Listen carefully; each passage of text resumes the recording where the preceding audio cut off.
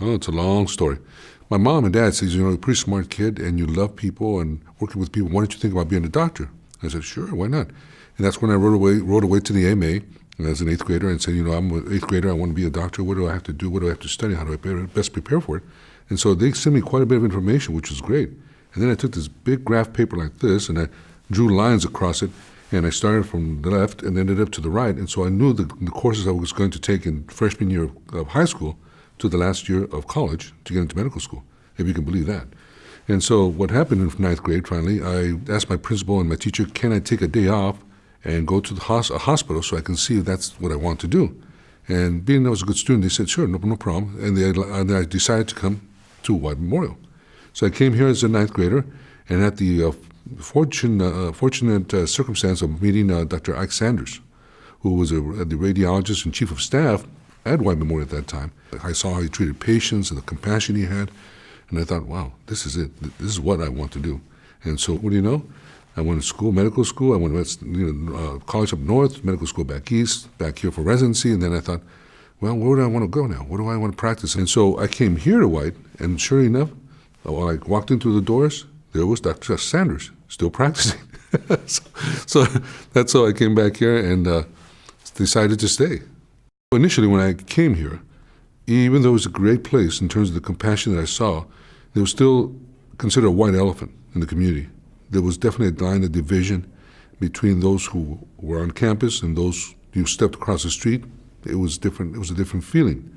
It now has become invisible, the line. You don't know where the community starts, the hospital ends, and starts, and vice versa. It's really indivisible.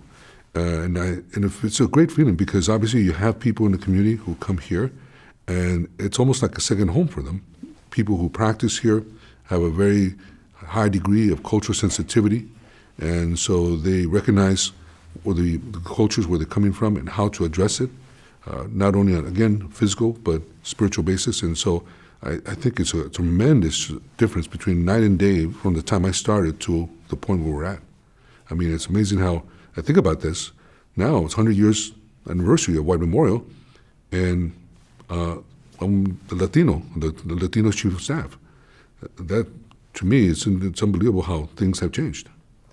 I have children that I treated as patients, and they've grown up, and they come to my office still, either as a patient, or they bring their families, or they just come by to say hi. I think about the people we touched, the people's lives that we may have changed and we'll never know. To everyone who is here at the White, from, with all due respect to the person who cleans the floors, takes out the trash, cleans up the rooms, to the medical leadership, the administration, it's been an honor, it's been a pleasure, it's been a joy, and to be with you, to serve with you. We know that we have a mission, and that's why many of us who could be somewhere else are still here.